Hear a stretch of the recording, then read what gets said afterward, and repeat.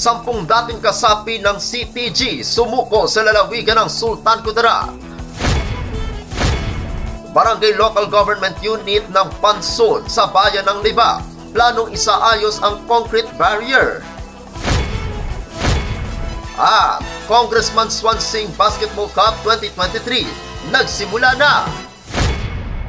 Yan ang ulo ng mga balita sa pagbabalik ng Sultan Kudarat Headliners.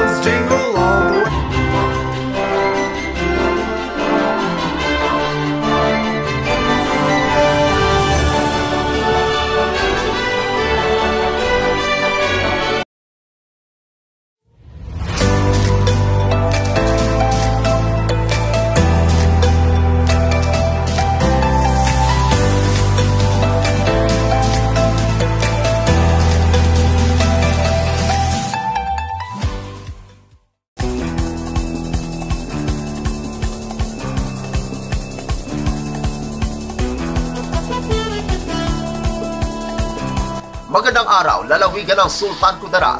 Narito na mga pangunahing balita sa Sultan Kudarat Headliners ngayong Disyembre 14, taong 2023. 10 dating kasapi ng CTG sumuko sa lalawigan ng Sultan Kudarat. Narito ang ulat. Voluntaryong sumuko ang 10 dating kasapi ng Communist Terrorist Group sa Lower Gumban, Baysari Pinang, bayan ng Bagumbayan, lalawigan ng Sultan Kudarat.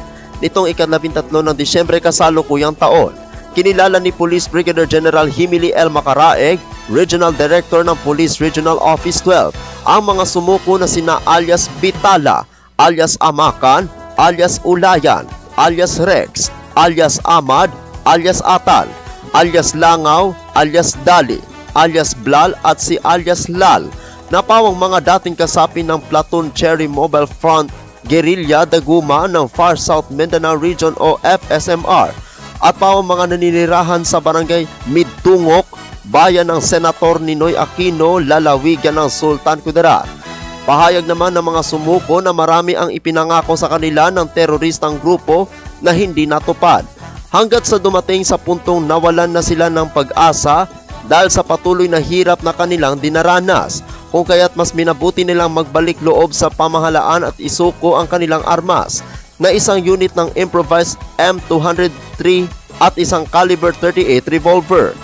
Naging matagumpay ang pagbabalik loob ng mga CTG sa pagsisikap ng 1202nd Maneuver Company, RMFB-12, Bagumbayan Municipal Police Station at Sultan Kudarat Police Provincial Office.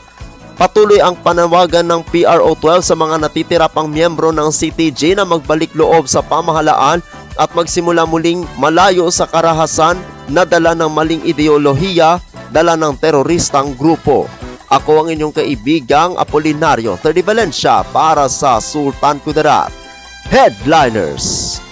Barangay Local Government Unit ng Pansod sa bayan ng Libak, planong isaayos ang concrete barrier. Narito ang ulat. Plano ngayon ng Barangay Local Government Unit ng Pansod ang pagsasaayos ng concrete barrier sa Purok Orchids, Sitio Buak, Barangay Pansod sa kanilang barangay session sa susunod na linggo.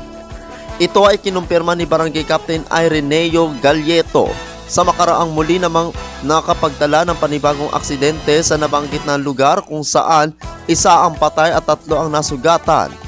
Ang nasabing lugar ay isa sa tinaguriang The Killer Highway dahil sa sobrang makurba at may kalaliman na bangin.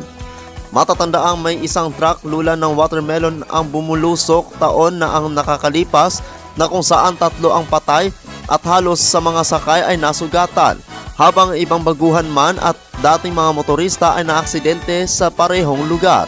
Iginiit ni Galleto na kailangang bigyan ng pansin dahil isa sa prioridad ng konseho ang kaligtasan ng mga motorista at kabilang sa concern ay ang paglalagay ng dagdag ng warning devices. Una rito, matagal ng panawagan ng lokal na pamahalaan ng Lebac Municipal Police Station at Department of Public Works and Highways sa lahat ng mga motorista at commuters na mag-iingat sa tuwing may biyahe. Sa ngayon, ayon pa kay Galleto, gagawa sila ng request letter para tugunan ang mga nasirang concrete barrier. Ako ang inyong kaibigang Apolinario 30 Valencia para sa Sultan Kudarat Headliners. Para sa uling balita, Congressman Swansing Basketball Cup 2023 nagsimula na. Narito ang ulat. Opisyal natin binuksan ang Congressman Swansing Basketball Cup 2023 noong nakaraang Sabado, ika-9 ng Disyembre kasalukuyang taon sa bagong municipal gym sa bayan ng Calamansig. 15 koponan ang maglalaban-laban para sa kampyonato ng Congressman Swansing Basketball Cup 2023 mula ika-9 hanggang 28 ng Disyembre kasalukuyang taon.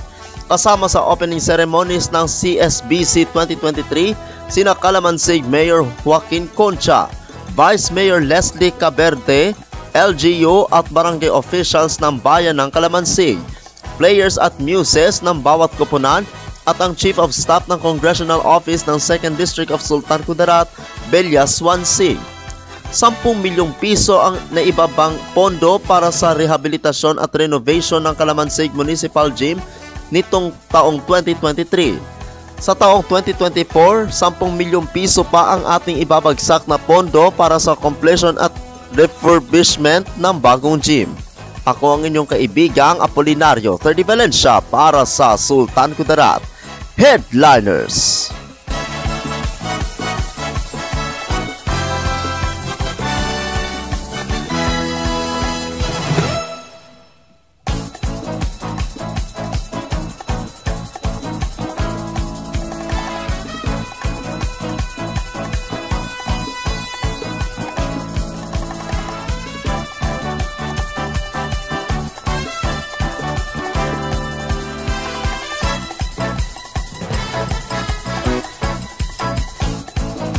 At yan ang kabuuan mga balita sa araw na ito. Mga balitang kailangan ninyo malaman, balitang walang kinakampihan, mga balitang totoo, mga balita may dalang aral at inspirasyon. Ito ang Sultan Kudarat Headliners. Hanggang bukas, maraming salamat at magandang araw, kaibigan.